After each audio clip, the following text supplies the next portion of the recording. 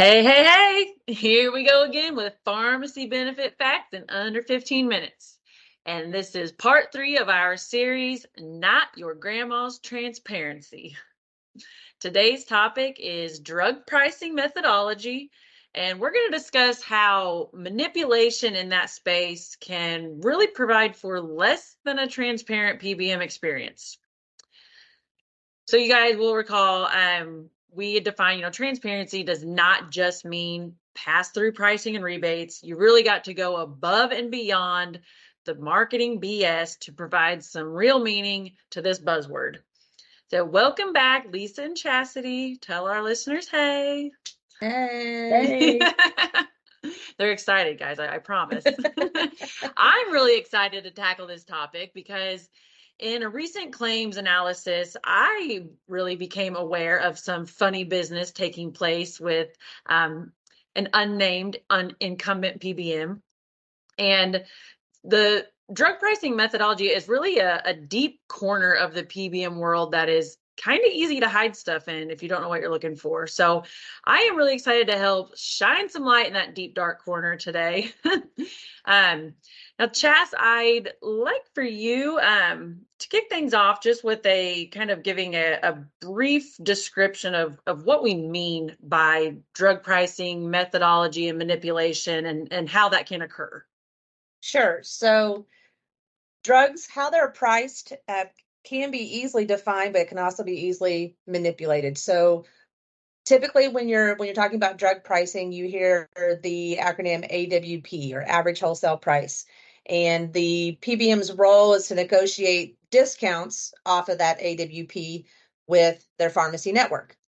So that is typically how brand drugs are priced, are based on an AWP less, so AWP minus methodology. Single source generics are typically also sourced with an AWP discount methodology, and we'll talk about that more in a second. When you get into multi-source generics, branded generics, there's a whole slew of definitions of what drugs are. It's not just brands and generics, y'all. So make sure you understand that there's a lot of levels of drug types. But generics are typically priced on a MAC, or a maximum allowable cost. So MAC pricing is set by the PBM. AWP discounts are negotiated by the PBM. The AWP is set typically by the drug manufacturer. Now, there can be games played with AWPs as well, and maybe we're going to talk about that. Maybe we'll get to that today, maybe we won't. But understanding that brands and single source generics are typically AWP priced, multi-source generics are typically MAC priced. So, how does a PBM define what is a single source generic? What is a brand? What is a multi-source generic? Is where the manipulation can really, really happen. So it kind of goes back to definitions. What is their source of truth on what is a branded generic, single source generic, multi-source generic, brand, specialty, all of those things. So that's really where those questions need to be asked of your PBM. Tell me how you categorize your drugs. How are your contracts written with your network? Do you own your own pharmacies? I know we already kind of beat that dead horse a little bit, but that really is where a lot of manipulation can also happen. But I think Lisa is going to talk a little bit more about how the manipulation can really help PBMs and hurt the payers. Yeah, this is really one of those conversations we need a whiteboard for. Start. There's so much going on here, but it's so important, and and you start throwing around all those different acronyms, and it kind of becomes a little bit of alphabet soup going on. So we might have to do a webcast of this conversation as well, so we can write everything out and have some graphics to show with that. But that gives a really good overview and kind of paints the picture of what all is going on. So let's kind of try to dive into that and hone in on different pieces of that a little bit. So Lisa, the where a portion of this manipulation occurs, it allows PBMs to avoid paying guarantees. So I'd like to dive into that a little bit and just show how some of this convolution really inhibits full transparency. Well, it all starts the contract. So if you want to evaluate a PBM, start with the contract. Read it, look at all the sections. It will tell you so much. If you don't understand it, ask someone who does. We're always helpful in that regard upon request. But basically, when you're looking at guarantees, they're promises. And one of Chastity's most favorite quotes is "The house always wins." And we don't want to admit that that's true, but it is true. I mean, we set up guarantees with the knowledge that we can either meet them or we know how to beat them. And in most cases, you're dealing with honest and ethical folks who are coming at this with a very professional attitude. That's not always the case sometimes in some of the contracts that we see. So, the definitions, the way things are defined, are an easy way to avoid paying a guarantee. And guarantees in PBM contracts often circulate around discounts and rebates. So dispensing fees as well, sometimes performance elements, but those are the two big categories. So when you're talking about discounts, it really does come to what Chastity was mentioning, and that's how you categorize drugs. So if you have discounts that are based upon brands and generics, does it go any deeper than that? Does it further divide underneath brands or generics in terms of categorization of them? And then we're talking about typically at the channel level. So how many days supply? Is it a 30-day supply or a 90-day supply? But whenever we're looking at what is a brand drug, and what is a 30-day supply? Well, what if it's 35 days? Does that fall into a 90-day supply because it's greater than 30? Or is it under 30 days? Does it not count at all? I mean, you really have to look deep at this.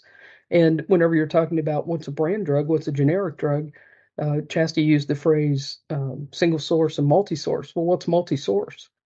Does it have to have more than one manufacturer, more than two manufacturers to become multi-source? Those are the level of details that fall into definitions oftentimes, and I've seen it written all ways. So you do have to read, you do have to be aware of how this counts, and again, remember that the language often is written so that the guarantee doesn't have to be paid out. Oftentimes, we find that they're not even being measured. So again, it's an area that we can help with by doing an assessment on your behalf to tell you how your plan's currently performing, your client's plan is currently performing, just current status. But we do want to just point that out. On the rebate side, it's pretty easy to manipulate rebates because not everything will be rebate eligible. Look at the exclusions. What's not covered under the exclusionary language? What is included under the exclusionary language? That's usually the fine print. Sometimes it's buried, sometimes it's multi-pages deep, but you do have to go to that level in order to understand and be able to audit what you're getting against what was promised. So we're talking about all these different definitions. Whose definition is the right one? Is there a source of truth? Is there a starting point that we can come in and say, hey, this is wrong and here's why? I mean, what's wrong and what's right and who says so? Well, so if you're looking at a pricing reference like Metaspan, for example, they do have some definitions to classify drugs. Those are good, solid places to base some of the other definitions around, like generic drugs and brand drugs. Beyond that, typically the PBM starts the language, so it's usually their language, but that doesn't mean it can't be modified. So there aren't necessarily universal definitions in place for some of these things. They do come to being manipulated from year over year by what we learn, what we evolve into. But there are places to go and find basic goods, foundational language, I think. But there's not like for specialty drugs, for example, there is no universal definition that's accepted by everyone with regard to what a specialty drug is. It's a huge area. Again, when we're talking about guarantees, because if a PBM does not classify a specialty drug as a specialty drug and everyone else does, then that means it's going to be subject to a different level of discount guarantee, a different level of rebate guarantee, and that could have monumental impacts on the bottom line. So with all of these differences and variables in play, how's TrueScripts, what are we doing to position ourselves fairly and ensure appropriate drug pricing methodologies?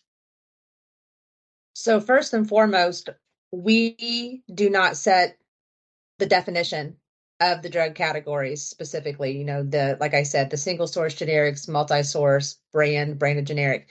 We download out of Metaspan, which is kind of the overarching data repository that takes in information from the drug manufacturers, and we don't manipulate that data. It comes into us directly from Metaspan. That's how it's loaded directly into our system. And again, that's auditable and reconcilable. So again, very important that your PBM is using a reputable source and they're not doing anything to the data besides loading it into their system and using it appropriately. So I think it's very important for anybody to ask their PBM, how are they defining them? Who's defining them? Where are they getting that data? How often is it updated? This is not rocket science, y'all. This is a pretty simple. And the only reason that it would be manipulated would be to generate some form of revenue or cost avoidance of having to pay out, like Lisa mentioned, guarantees or anything of the like to a client. I think if our listeners take anything away from this episode of not your grandma's transparency, it's that we don't manipulate the data. You said it right there. If that doesn't scream transparency, I don't know what does. And remember, y'all, the house always wins. So a PBM will not make guarantees that they are going to lose on. So the ability to verify is key. And I know it can seem daunting, but like Lisa G said, we are so happy to help, even if it is just answering a question. Reach out, let us be a resource. We expect nothing in return. One of my most favorite quotes of all time came from Lisa G herself. She said, "We are not in this to build sales. We are working to build an industry of knowledgeable purchasers." And that, folks, is how there's going to be real change. So if y'all want to talk more, shoot us an email. It is partnerwithus@truescripts.com. Thanks, guys. Talk again soon.